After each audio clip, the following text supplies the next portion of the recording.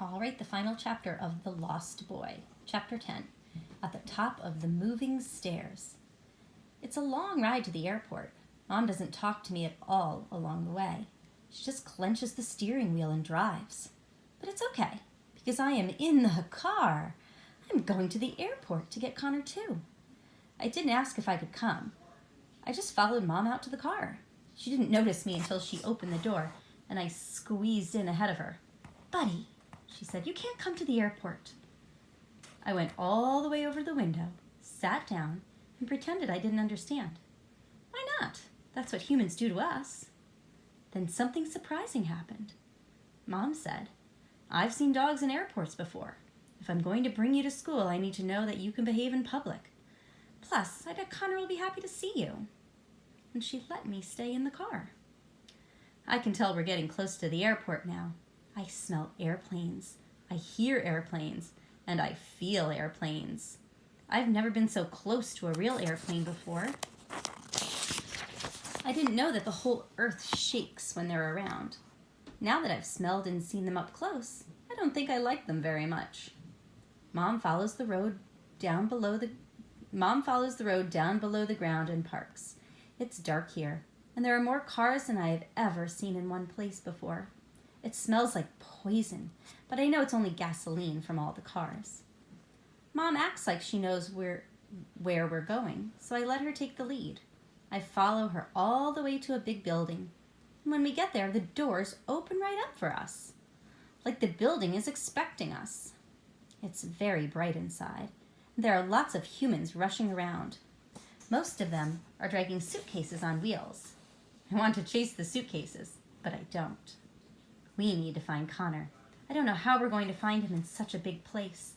I sniff and sniff, but I don't smell him at all. I do smell pizza, though. Over there, under that chair. Pepperoni pizza. I grab it as we walk by. I love pepperoni pizza. It's my favorite food. Mom heads for the stairs. But these are very strange stairs. They rise up out of the floor, and they move. So if you step on them, you can just stand there. You don't have to climb them. They keep moving up, up, up, until they disappear into the floor again at the very top. I'm not sure I want to go on them. What if I disappear into the floor too? But Mom doesn't give me a choice. "Come on, buddy," she says, giving my leash a tug. And before I know it, I am on the strange moving stairway. "Help me. I don't want to be sucked into the floor. I don't want to die." But all you have to do is step off the moving stairs when you get to the top. No problem. Mom and I keep walking, turn a corner, and walk some more. My nose twitches. Bacon, eggs, toothpaste, dirt. There are other smells mixed with the bacon, eggs, toothpaste, and dirt. I smell a bus and potato chips and turkey too. But I'm sure all of it mixed together is Connor. We come to a window where there's a lady sitting in a computer in another room. Connor is in there with her. The lady gets up and opens the door, and Connor rushes toward us. "Oh, Connor," Mom cries, hugging him really tight. "Stop, you're squishing me," Connor says, but he's hugging her back. I can tell he's just as happy to see her as she is to see him. I lick both their arms and Connor's face. I'm happy that they are happy. I am so happy that this mystery is solved. Mom and Connor talk for a while about human stuff, like how you should never run away, and how you should never get on a bus without telling someone, and how scared Mom was when Connor didn't come back with me this morning, and how much Connor misses his dad and his friends. To tell the truth, I don't pay much attention. Now that the case of the lost boy is solved, it's time for me to start thinking about the case of the missing family again. I still want to solve that case, but now I'm a little worried about what's going to happen when I do solve it. Who will I live with? I always thought I'd go back to Kayla and her mom and dad. They are my people. But what about Connor and his mom? They need a dog. Mom needs a dog she can take to school. That's not something any dog can do. And Connor needs a dog to be his friend, his buddy. Plus, they picked me up at the POUND. They weren't supposed to.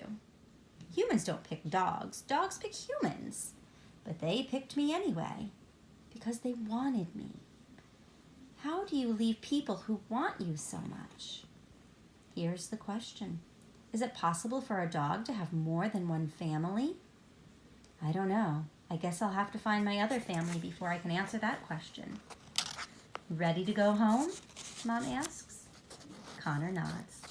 As we walk back to the car, he reaches into his pocket and pulls out part of a smashed turkey sandwich. He tears it in half and hands one half to me. Oh boy, I love turkey sandwiches. They're my favorite food. All right, I hope you enjoyed the first book in the series of the Buddy Files. So I'll show you some of the other books. So book number 2 is The Case of the Mixed Up Mutts. Number 3 is The Case of the Missing Family. Number 4, Case of the Fire Alarm. Number 5, The Case of the Library Monster. And number 6, The Case of the School Ghost. And I think we have a number 7 in our classroom as well. So when we get back to school after all of this, I'll have those on the shelf, ready and available for you, okay? So hopefully I'll see you all soon. Hope you enjoyed our story. Bye.